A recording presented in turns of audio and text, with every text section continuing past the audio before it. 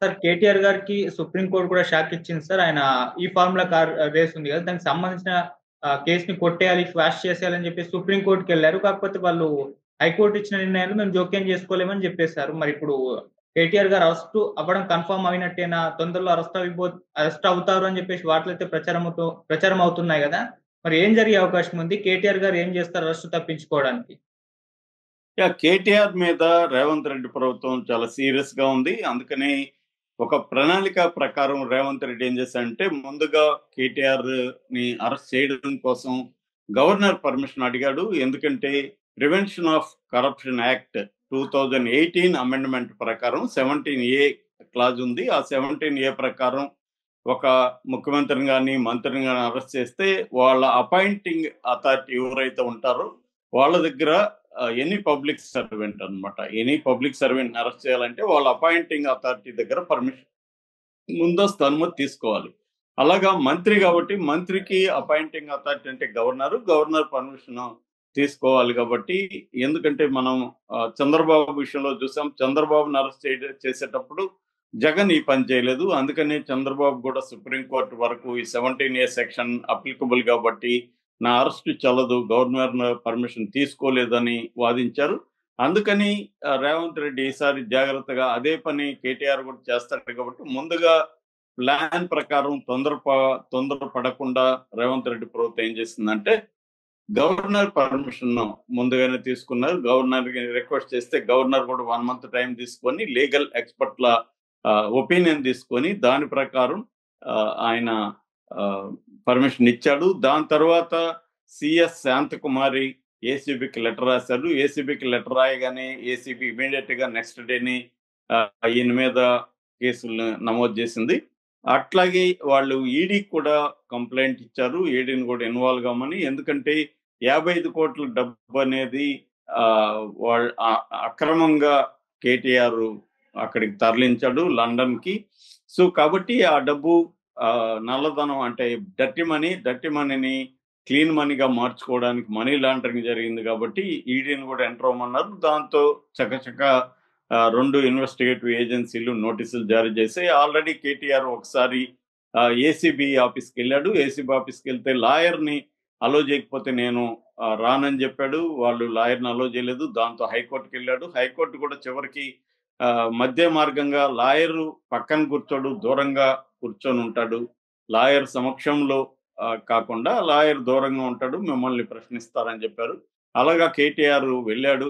వాళ్ళు 3 ప్రశ్నల్ని తిప్పి అడిగారు. ఈ కేసు అసలు ఏమీ లేదు, ఇది ఒక లొట్ట పీస్ కేసు అని కేటీఆర్ అంటూనే క్వాష్ పిటిషన్ మళ్ళీ హైకోర్టులో పిటిషన్ వేశాడు. హైకోర్టు మీరు ఏసీబీ వేసిన మరుసటి రోజే, కేసు పెట్టిన మరుసటి రోజే క్వాష్ పిటిషన్ అంటే ఎఫ్ఐఆర్ ఏసీబీ నమోదు చేయగానే మరుసటి రోజు ఇమీడియట్ గా క్వాష్ పిటిషన్ వేస్తే కరెక్ట్ కాదు. ఇది వాళ్ళు ఇన్వెస్టిగేషన్ కి ఏసీబీకి టైం ఇవ్వాలి కదా.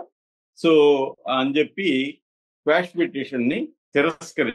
దాంతో కేటీఆర్ ఏం చేశారంటే సుప్రీంకోర్టుకి వెళ్ళాడు. సుప్రీంకోర్టులో మళ్ళీ ఇదే క్వాష్ పిటిషన్ ఆయన సుప్రీంకోర్టులో వేశారు. సిద్ధార్థ దవే ఆయన తరఫున అక్కడ సీనియర్ అడ్వకేట్ సుప్రీంకోర్టులో వేశారు. సో నిన్న విచారణకు వచ్చింది. విచారణకు వచ్చి అక్కడ బేలా త్రివేది, ఆమె జస్టిస్ బేలా త్రివేది విచారణ సందర్భంగా ముందుగానే కొన్ని కామెంట్స్ చేశారు. అదేంటంటే ఈ కేసు పూర్వాపరాలు అన్ని కూడా విచారించాల్సిన అవసరం ఉంది. ఏసీబీ విచారించకుండా మీరు ఎలా క్వాష్ పిటిషన్ వేస్తారు అని చెప్పేసరికి మరి వీళ్ళు ఏమనుకున్నారేమో కానీ ఆ క్వాష్ పిటిషన్ ని కేటీఆర్ విత్డ్రా చేసుకున్నాడు.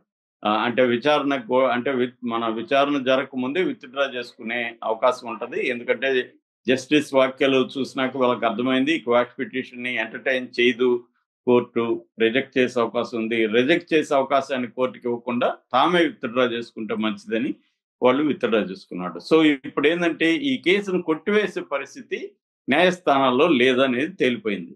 ఇంకా కేటీఆర్ ముందున్న పరిస్థితి ఏంటంటే ఆప్షన్ ఏంటంటే ముందస్తు బెయిల్కి ఆయన హైకోర్టులో పిటిషన్ వేసుకోవాలి. సో యాంటిసిపేటరీ బెయిల్కి వేసుకోవాలి. అంటే నన్ను అరెస్ట్ చేస్తారేమో, చేయొద్దని చెప్పండి అని. సో అప్పుడు ముందస్తు బెయిల్ వస్తే ఆయనకు ఓటు లభిస్తుంది. ముందస్తు బెయిల్ రాకపోతే ఏమవుతుందంటే ఆయన మళ్ళీ విచారణకి వెళ్ళాలి. ఎందుకంటే ఆల్రెడీ నోటీసులు జారీ చేసింది ఏసీబీ, విచారణకి వెళ్ళాలి. అట్లాగే ఈడీ కూడా విచారణ జారీ చేసింది. ఇప్పుడు ప్రాబ్లం ఏందంటే ఏసీబీని డీల్ చేయడం కొంతవరకు ఈజీ గానీ ఈడీ పీఎంఎల్ఏ చట్టం వెరీ స్ట్రిక్ట్. మనం చాలా సార్లు నేను చెప్పాను. అక్కడ ట్విన్ కండిషన్స్ ఉంటాయి. ఆ ట్విన్ కండిషన్ ప్రకారం బెయిల్ రావడం very very difficult. PMLA prevention of money laundering act చట్టం కింద అది కానీ గట్టిగా ప్రయోగించి కేటీఆర్ని అరెస్ట్ చేయాలని అనుకుంటే మాత్రం కేటీఆర్ని ఏ న్యాయస్థానం కూడా కాపాడలేవు. ఆయన మినిమం 6-7 నెలలు జైల్లో ఉండాల్సిన పరిస్థితి ఉంటుంది. మనం కవిత విషయంలో కూడా చూసాము. ఆమెను 6 నెలలు జైల్లో పెట్టారు. అట్లాగే కేజ్రీవాల్ 6 నెలలు ఉన్నాడు. ఆ ఢిల్లీ లిక్కర్ కేసులో చాలా మంది 1 ఇయర్, ఎంపీ సంజయ్ సింగ్ మాజీ మంత్రి, ఆయన కూడా 1 ఇయర్ ఉన్నారు. సో అది వెరీ డిఫికల్ట్ ఆ కేసుల్లో బెయిల్ రావడం. ఎందుకంటే ఒకసారి జనరల్ గా ఏం జరుగుతుందంటే వీళ్ళు జంట కవుల్లాగా ఈడీ ఎంటర్ అయినాక సిబిఐ కూడా ఎంటర్ అవుతూ ఉంటుంది. సో అలాగాని జరిగితే మాత్రం కేటీఆర్ ని రక్షించడం కష్టం అవుతుంది. అంటే ఇక్కడ ఒక ప్రధానమైన అంటే ఇది లీగల్ ప్రాసెస్ ఒక రకంగా ఉంటే, రాజకీయ ప్రాసెస్ లీగల్ ప్రాసెస్ ని కూడా మన దేశంలో డిసైడ్ చేస్తుంది. అంటే రాజకీయ ప్రాసెస్ ఇంపార్టెంట్ లీగల్ ప్రాసెస్ కంటే కూడా. ఎందుకంటే ఇన్వెస్టిగేటివ్ ఏజెన్సీలు ఇటు రాష్ట్ర ఇన్వెస్టిగేటివ్ ఏజెన్సీలు రాష్ట్ర ప్రభుత్వం కింద పనిచేస్తే, నేషనల్ ఇన్వెస్టిగేటివ్ ఏజెన్సీలు మోడీ ప్రభుత్వం కింద పనిచేస్తాయి. కాబట్టి ఫైనల్ గా పొలిటికల్ ప్రాసెస్ లీగల్ ప్రాసెస్ ని ఈ దేశంలో నిర్ణయిస్తుంది అనేది అనేక సందర్భాల్లో రుజువైంది. ఆ రకంగా ఇక్కడ ఇప్పుడు రేవంత్ రెడ్డి, మోడీ ఈ విషయంలో ఒకటే అయితే మాత్రం కేటీఆర్ కి ఇబ్బందులు తక్కువ. అయితే ఒక వార్త బయటకు ఏమొస్తుందంటే, కేసీఆర్ మోడీతో ఒక రహస్య ఒప్పందం చేసుకున్నాడు, దానికి అనుగుణంగానే ఈడీ కూడా బిహేవ్ చేస్తుంది. కాబట్టి కేటీఆర్ ధైర్యంగా ఉన్నాడు, ఇదేమి కాదు లొట్టపీస్ కేసు, ఇవన్నీ ఎందుకు చెప్తున్నాడంటే ఆల్రెడీ బ్యాక్ ఎండ్ లో ఒక ఒప్పందం అయింది అన్న ఒక వార్త అయితే వస్తుంది. అదే నిజమైతే మాత్రం కేటీఆర్ కి ఈ కేసు పెద్దగా ఏమి చేయకపోవచ్చు. లేదంటే మాత్రం కేటీఆర్ ని మోడీ గాని బీఆర్ఎస్ ని వీక్ చేయాలి, బీఆర్ఎస్ ని దెబ్బ కొట్టి ఆ ప్లేస్ లకి తాను రావాలని కానీ మోడీ డిసైడ్ అయితే మాత్రం కేటీఆర్ కి నెక్స్ట్ కేసీఆర్ కి కూడా ప్రాబ్లమ్స్ ఖచ్చితంగా వస్తాయి. ఎందుకంటే రేవంత్ రెడ్డి అన్ని కేసులు రెడీగా చేసుకుని కూర్చున్నాడు. ఆయన ఆల్రెడీ విచారణ కమిషన్లు పెట్టాడు. ఆయన ఒక పద్ధతిగా వెళ్తున్నాడు. అంటే వాటర్ టైట్ కేసు అంటారు, అలాగా వాటర్ టైట్ కేసుని ఎస్టాబ్లిష్ చేసి లీగల్ గా కూడా ఎక్కడ దొరకకుండా బెయిల్ రావడం కూడా డిఫికల్ట్ పరిస్థితిని క్రియేట్ చేసుకుంటూ కేసు వెంట కేసు పెట్టుకుంటా వెళ్తే, ఒక కేసులో పొరపాటున బెయిల్ వచ్చినా రెండో కేసులో మళ్ళీ అరెస్ట్ చేసే విధంగా రేవంత్ రెడ్డి ప్రొసీడ్ అవుతున్నట్టు కనబడుతుంది. ఇది స్టేట్ గవర్నమెంట్ పరిధిలో అయితే బెయిల్ తెచ్చుకోవడం కొంత ఈజీగా అవుతుంది. అంటే మహా అయితే ఆయనకి ఏసీబీ లేక తెలంగాణ సిఐడి ఈ 2 ఏజెన్సీలు కేసులు పెడతాయి. కానీ ఈ మనీ లాండరింగ్ కేసు మాత్రం స్ట్రిక్ట్ గా ఉంటుంది. ఎందుకంటే సుప్రీంకోర్టు అనేక సార్లు హత్య కంటే కూడా హత్య అయినా ఒక్కొక్కసారి ఎమోషన్ లో ఆన్ ద స్పాంటేనియస్ గా హత్య జరుగుతుంది. కానీ ఆర్థిక నేరాలు అనేవి ఆన్ ద స్పాట్ జరగవు. వెరీ మెటికులస్ గా వాళ్ళు ముందస్తుగా ప్లాన్ చేసి పబ్లిక్ మనీని దుర్వినియోగం చేస్తారు. కాబట్టి ఈ ఆర్థిక అవకతవకల కేసుల్లో, ఆర్థిక నేరాలలో చాలా స్ట్రిక్ట్ గా ఉండాలని అనేక సార్లు సుప్రీంకోర్టు కూడా చెప్పింది. అట్లాగే పిఎంఎల్ఏ చట్టం కూడా, prevention of money laundering act కూడా వెరీ స్ట్రింజెంట్ యాక్ట్ అది. సో అందువల్ల ఇక్కడ మా అసలు విషయం ఏంటంటే, మోడీతో కేసీఆర్ ఏదైనా సీక్రెట్ ఒప్పందం బ్యాక్ డోర్ లో చేసుకున్నాడా? చేసుకుంటే కేటీఆర్ సేవ్ అవుతాడు. చేసుకోకపోతే మాత్రం మోడీ ఖచ్చితంగా బీఆర్ఎస్ ని వీక్ చేయాలనుకుంటాడు. బీఆర్ఎస్ ని వీక్ చేయాలంటే ప్రధానంగా బీఆర్ఎస్ నాయకత్వాన్ని జైల్లో పెట్టాలి. ఎందుకంటే అక్కడ వాళ్ళ ఫ్యామిలీ తప్ప వేరే నాయకులు గట్టిగా ఎవరు లేరు.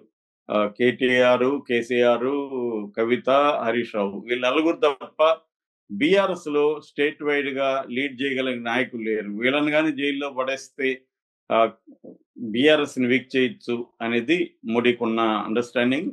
అదే కానీ కరెక్ట్ అయితే, అంటే ఒప్పందం ఏమీ లేకపోతే బీఆర్ఎస్ కి మోడీకి మధ్య సీక్రెట్ ఒప్పందం ఏమీ లేకపోతే మాత్రం ఈ కేసులు ముందు ఇంకా పెద్దగా మారి కేసీఆర్ ని, కవితను, హరీష్ రావును జైళ్ళలో పెట్టే పరిస్థితి అయితే ఉంటుంది. Okay sir, thank you so much.